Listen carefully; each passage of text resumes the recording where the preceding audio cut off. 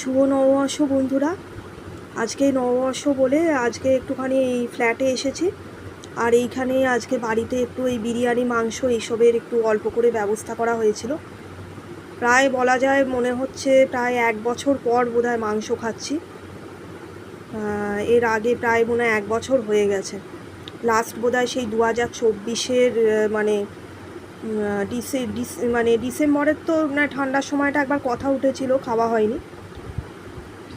মানে সেই একদম বোধহয় এই ফেব্রুয়ারি মার্চ মাসে বোধহয় 2024 সালে খাওয়া হয়েছিল। আবার 1 বছর পরেই খাওয়া হচ্ছে। সেই জন্যই ভাবলাম একটু ভিডিও করে দিই। আর বিরিয়ানির আলুর ব্যাপারে খুব কৃপণতা করেছে, একটার মধ্যে আলু ছিল না, তো বাড়িতে এই আলুটা শেয়ার করে খাচ্ছি আর কি। আর এটা মাংসের আলু না দিলে খাওয়াই হয় না, সত্যি কথা বলতে আলুটা ভীষণই দরকার। আর সবাইকে শুভ নববর্ষ। বছরের প্রথম দিন থেকে শুরু করে শেষ বছর পর্যন্ত সবাই ভালো থাকুন, ভালো কাটুক, এটাই চাই। এবছরে দেবগুরু বৃহস্পতি রাজা। যাই হোক, তা এখনকার জন্য এতটুকুই, টাটা।